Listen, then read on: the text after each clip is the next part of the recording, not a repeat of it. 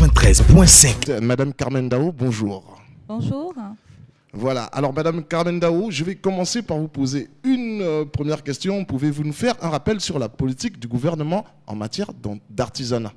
D'accord, alors juste pour dire que actuellement je suis ministre en charge des PME et de l'artisanat. Et comme vous l'avez dit tout à l'heure, j'ai été avant ce poste ministre en charge de l'industrie et de l'entrepreneuriat national. Et avant, vous l'avez dit, ministre en charge du travail, de l'emploi et de la formation professionnelle et de l'insertion des jeunes. Donc c'était juste pour retracer le parcours. L'artisanat, on peut dire, fait partie une priorité des plus hautes autorités de notre pays. Donc, pourquoi ? Parce que l'artisanat, c'est une activité économique, parce que l'artisanat est vecteur de richesse, parce que l'artisanat est créateur de richesse, c'est créateur d'emplois.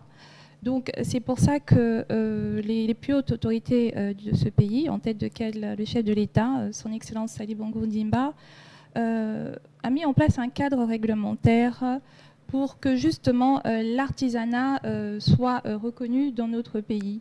Donc qu'est-ce que le gouvernement a fait ? Eh bien nous avons mis en place une loi sur l'artisanat, parce qu'au Gabon, eh bien, nous n'avons jamais eu de loi sur l'artisanat. Cette loi qui porte orientation de la politique nationale de l'artisanat en République gabonaise a été adoptée en Conseil des ministres et est actuellement en cours de promulgation. Et cette loi a pour effet de donner un cadre réglementaire à l'artisanat, c'est-à-dire elle vise son encadrement. Donc l'encadrement de l'artisanat, la protection de l'artisanat et la promotion de l'artisanat. Et elle fixe aussi les conditions d'accès à un statut de l'artisan. Voilà un peu en gros ce cadre réglementaire qui est en train d'être mis en place. D'accord.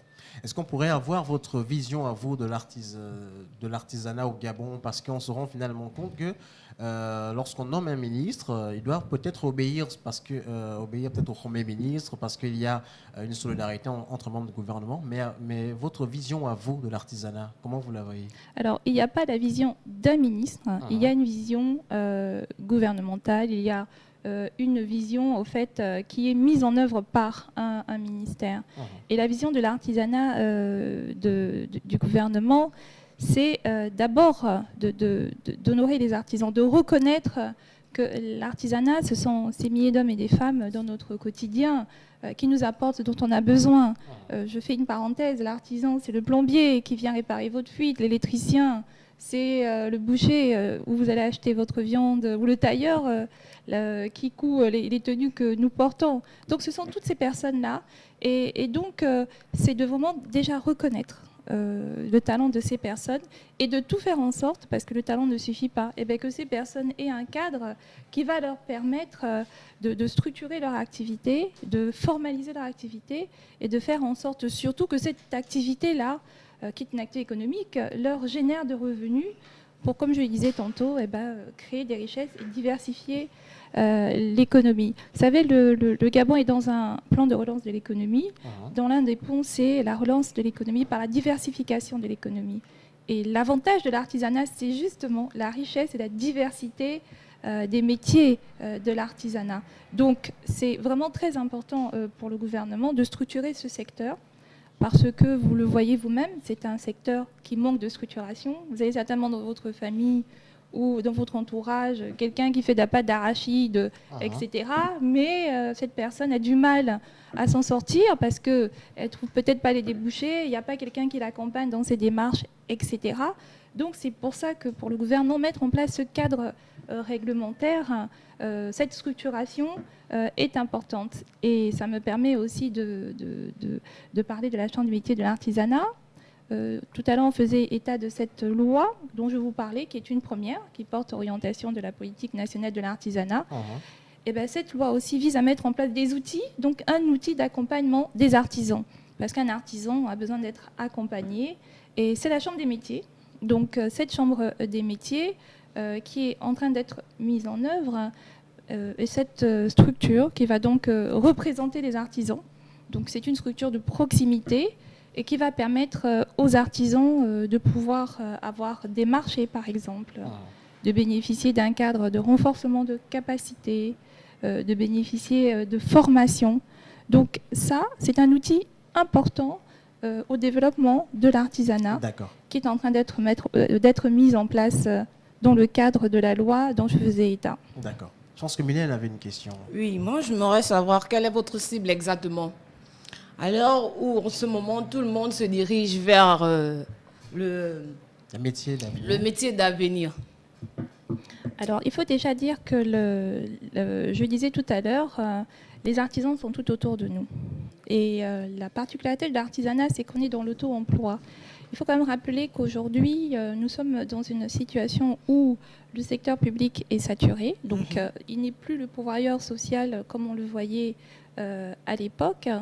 Nous avons aussi dans le secteur privé, les bons de commande, eh bien, c'est ce que vous dites, le secteur privé n'est plus au rendez-vous. Donc, du coup, il y a des sociétés qui ferment, il y a des sociétés qui réduisent le personnel.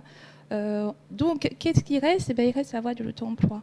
Donc la cible, c'est une cible qui est large. Donc c'est toutes les personnes qui sont concernées, qui ont la possibilité d'exercer une activité, donc qui sont concernées par l'auto-emploi. Ça touche indifféremment les hommes, les femmes, les jeunes, parce que l'artisanat est accessible, on va dire, à tous.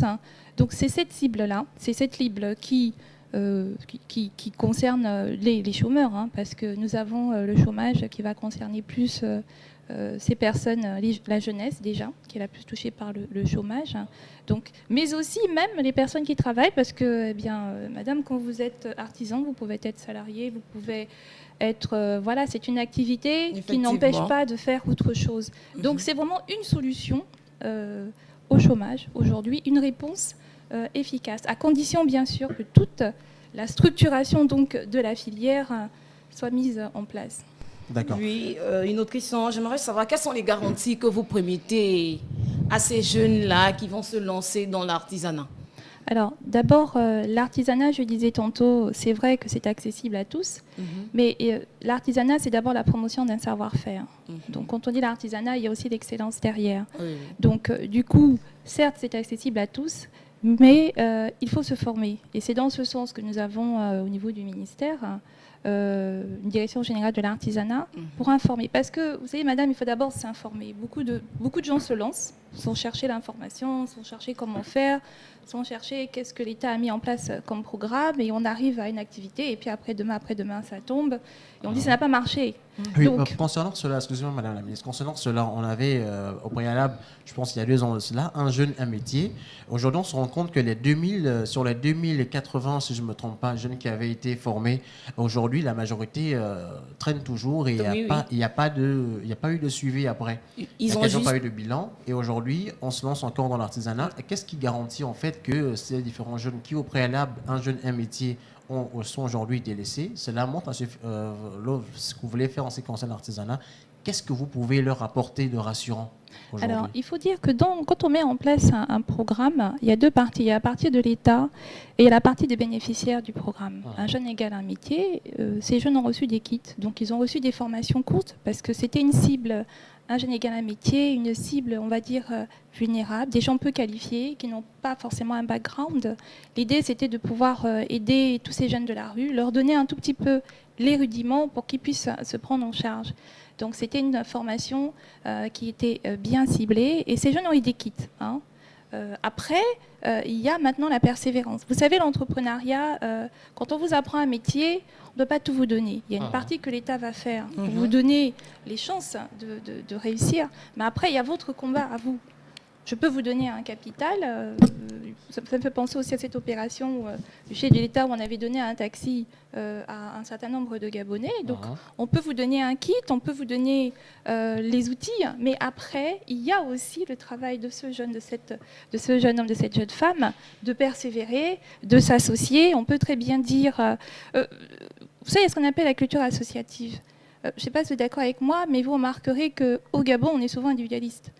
les gens ont du mal à travailler ensemble, contrairement à ceux de l'Afrique de l'Ouest. Bon, j'ai un kit, toi tu as un kit, on fait comment? Est-ce qu'on peut se mettre ensemble? Parce que si on est 3, si on est 4, on va réussir à s'en sortir. Quand vous parlez de cas d'un jeune égal à métier, puisque je suis arrivée, ce programme était en sa phase finale, mais je peux vous dire qu'il y a des jeunes, il y a des personnes donc, qui ont bénéficié de ce programme. On leur a dit associez-vous, ils ont dit non, moi je vais être tout seul, je veux avoir mon local tout seul. Bon, c'est sûr que si on va avoir son local tout seul, c'est compliqué, mais si on est 10 et qu'on prend le local et qu'on partage par exemple le loyer, ça va être plus facile. Donc, il y a la part de l'État, mais il y a aussi la part des bénéficiaires de ces programmes-là. Il y a parfois un manque de persévérance. Il y a parfois aussi le refus de travailler, de s'associer avec les autres, parce que quand on est seul, on va loin, mais ensemble, on va encore plus loin. Et ça, c'est une réalité qui est un frein aujourd'hui à l'émergence de l'artisanat. Parce que l'artisanat suppose aussi, l'entreprise artisanale, ça suppose aussi des associations, ça suppose des fédérations d'artisans. Oui, je disais, c'est un domaine un peu négligé, un peu délaissé de la population gabonaise. En tant que ministre, qu'est-ce que vous direz à ces populations, à ces personnes qui ne donnent pas de l'importance à ce domaine de l'artisanat? Alors déjà, je leur dirais que ce sont des hommes et des femmes formidables, parce que l'artisan, c'est un savoir-faire, c'est une expertise, c'est de la créativité, et c'est pour ça que nous avons consacré pour la première fois une journée nationale de l'artisanat. Donc elle s'est déroulée, c'était le 21 novembre, et jusqu'aujourd'hui encore, c'est la dernière journée, parce que sur 3 jours, on a voulu justement, en consacrant cette journée nationale de l'artisanat, mettre à l'honneur ces hommes et ces femmes. Donc c'est pour dire que ce qu'on leur dit, nous, c'est de continuer, c'est de persévérer. Et le message d'espoir qu'on leur donne, c'est que le gouvernement structure le secteur. Parce que ce qui manque à l'artisanat, c'est la structuration du secteur, l'organisation du secteur. Et de leur dire, donc le gouvernement met les outils en place, notamment je vous ai parlé de la Chambre des métiers. Il y a aussi d'autres choses dans ce texte de loi, quand je disais qui visait à donner un statut aux artisans, c'est de leur donner une carte professionnelle. Parce que si on a une carte professionnelle d'artisan, déjà ça permet de les identifier, donc de sortir un tout petit peu de l'informel, mais aussi de mieux les accompagner. Cela vise aussi à leur donner une protection sociale, puisque dans ce programme, c'est de mettre en place une assurance spécifique pour les artisans. Et vous voyez que c'est important. Donc c'est ce message vraiment d'espoir qu'on leur donne, de continuer ce qu'ils font.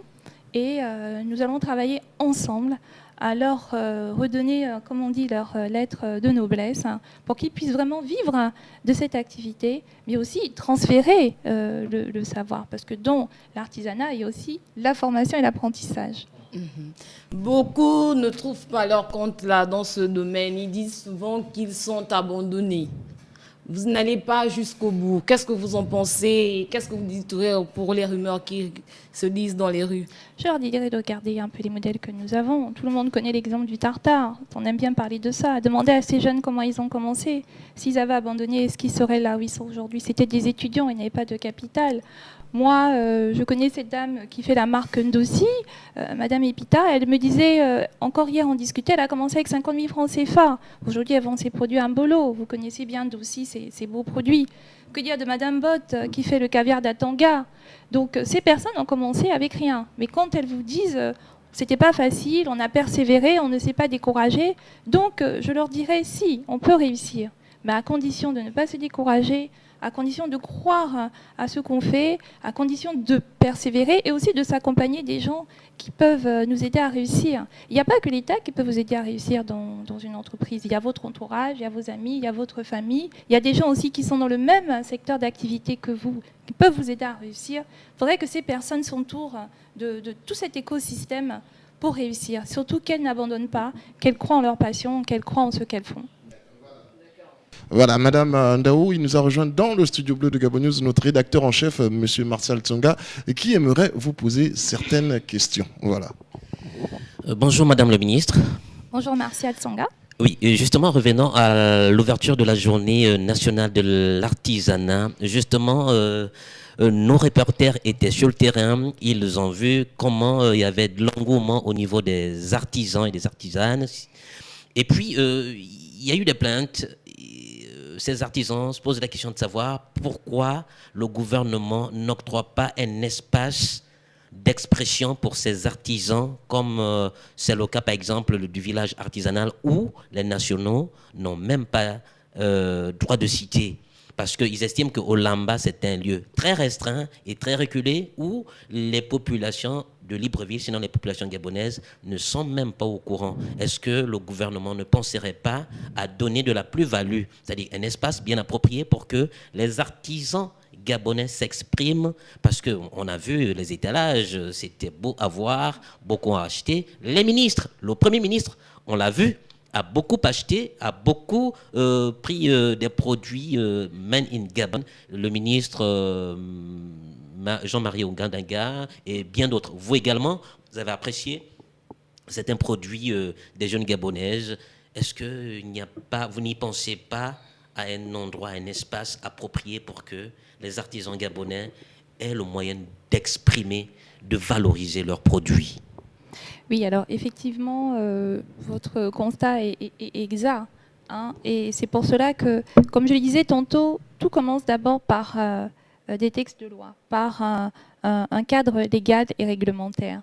Et dans la loi portant orientation de la politique nationale de l'artisanat, il y a la création de villages artisanaux dans chaque province. Donc, pour vous dire que c'est une volonté du gouvernement justement de mettre en place ces espaces. Et c'est pour ça que nous l'avons mis dans la loi, parce que nous savons que si c'est dans la loi, eh bien ça va nous aider à pouvoir prendre des sites et avoir des titres fonciers. Donc tout commence, il faut vraiment le rappeler, par un cadre réglementaire. On met un cadre réglementaire, on met des textes dans la loi pour fixer les choses et pour être sûr qu'elles peuvent être mises en place. Donc oui, c'est une volonté du gouvernement. Voilà pourquoi nous avons mis dans la loi la mise en place d'un village artisanal. Olamba, on va dire, est un modèle pilote. C'est déjà un premier pas, parce qu'il faut le faire déjà. Et d'ailleurs, j'encourage tous ceux qui sont à Libreville d'aller vers ces femmes qui sont dans l'artisanat et qui font des choses formidables. Mais nous voulons aller plus loin. Donc, on va dire qu'Olamba, c'est vraiment un premier pas, c'est un test pilote. Mais il est bien prévu que nous puissions donner dans chaque province des espaces pour les artisans de production, d'écoulement et aussi des espaces d'expression. Alors, madame, nous allons peut-être terminer par un mot de fin de votre part. Alors, quel est le mot que vous apportez à tous les jeunes qui nous écoutent? Mais bon, pas seulement les jeunes, l'artisanat, on ne va pas parler de jeunes aussi. Il y a des vieux dans les villages, voilà, hein, qui sont des artisans et de très bons artisans, voilà. Alors, quel est ce mot? Quel est le mot que vous pouvez donner à ces personnes qui nous écoutent, ces auditeurs qui font dans l'artisanat, pour qu'ils aient plus de motivation? Parce qu'il faut être réaliste, au Gabon, beaucoup de personnes ont du mal à croire en ce genre de projet. Voilà, hein, venant de la part de l'État, les gens préfèrent chacun se débrouiller, ne pas avoir des accompagnements de l'État, parce qu'après on va parler de taxes, on va parler de beaucoup de choses en fait. Alors, quel est votre mot pour vraiment remettre ces personnes en confiance, hein, ce matin, pour qu'ils reviennent vraiment vers vous? Parce que déjà, nous avons eu hier la journée de l'entrepreneuriat au Gabon. Voilà. Donc, alors, quel est le mot pour ceux qui n'étaient pas là-bas que vous pouvez apporter aujourd'hui? Alors, donc, ça fait beaucoup de questions. Mais déjà, avant de répondre, quand vous parliez de ces personnes âgées dans les villages qui ont un savoir-faire, ce sont des maîtres artisans, justement. Parce que dans l'artisanat, c'est de reconnaître chacun avec son expertise. Donc, au contraire, les personnes âgées, ce sont ceux-là qui vont transmettre le savoir aux autres, qui vont être ces maîtres artisans. Alors, il faut dire que, puisque vous disiez, qu'est-ce qu'on peut dire à ces personnes qui veulent se lancer dans l'artisanat ou peut-être qui n'y croient pas, il y a un mot qui est très important pour moi, c'est le mot « ensemble ». C'est travailler ensemble. Dans le cadre de la Chambre des métiers, c'est une chambre qui simplement permet aux artisans d'être mieux représentés. La Chambre de métiers est en train d'être mise en place. Nous avons une fédération qui s'appelle ACAPEC, la Confédération des artisans et des petites entreprises gabonaises, qui est justement une structure qui va permettre, dans chaque province, de pouvoir faire en sorte que les artisans peuvent s'exprimer où ils sont. Et c'est parce qu'ils ont des problèmes spécifiques. Les problèmes qu'on a dans une province particulière ne sont peut-être pas ce qu'on a dans une autre. Donc il faut bien que, quelque part, les artisans et des personnes qui remontent leurs problèmes. Donc ces problèmes sont remontés à la Chambre des métiers, justement, pour qu'ils aient une tribune d'expression. Et la sensibilisation que nous faisons aujourd'hui, c'est dire que l'État peut mettre en place un cadre réglementaire, on peut faire une chambre de métier, mais s'il n'y a pas le désir des artisans, des hommes et des femmes à se mettre ensemble, à travailler ensemble en coopérative, ça ne va pas marcher.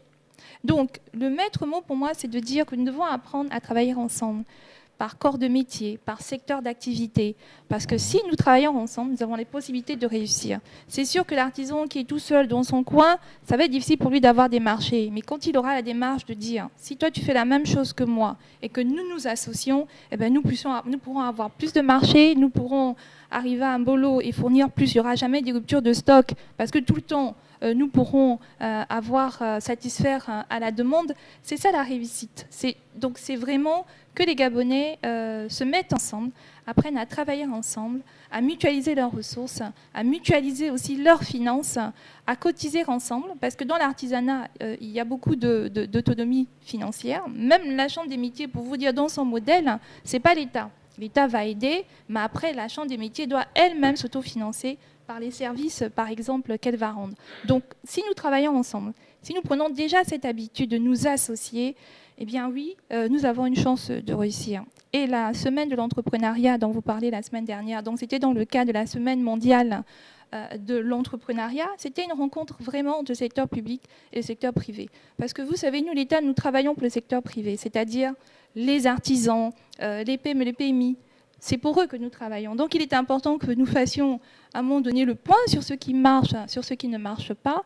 Est-ce que les services que l'État apporte, ça marche? Et comment pouvoir aider les PME et les PMI, par exemple, à conquérir des marchés régionaux, à avoir un peu plus d'emplois. Donc c'était vraiment une plateforme d'échange, de réflexion, de laquelle des recommandations, notamment 55, ont découlé pour justement améliorer et rendre plus efficace le service public de l'administration au secteur privé. D'accord, merci Madame Dao comme ça d'être passée dans notre studio. C'est moi qui vous remercie. Voilà, espérons que Dieu vous accompagne dans toutes vos missions, voilà. Donc on va se dire au revoir, c'est ça non John? Ouais, on va se dire au revoir et on espère quand même que les artisans qui nous ont écoutés ce matin vous ont vraiment écouté et qu'ils auront bien sûr la confiance nécessaire pour pouvoir réaliser ce que vous avez dit. Travaillons, moi j'ai retenu quelque chose, c'est ensemble, travaillons ensemble, parce que l'unité fait la force, l'union fait la force, c'est vrai. Et il faudrait que d'ores et déjà aujourd'hui, que les Gabonais se mettent ensemble pour pouvoir faire quelque chose de très très important, pourquoi pas, en ce qui concerne les métiers d'avenir aussi, parce que ça fait partie aussi, enfin l'artisanat fait aussi partie des métiers d'avenir. Voilà, merci comme ça ce matin sur les 93.5 FM. Nous avons reçu Madame Carmen Dao, ministre en charge des petites et moyennes entreprises et de l'artisanat. Il est 9h55 à Libreville, le réveil 93.5 FM se poursuit. 93.5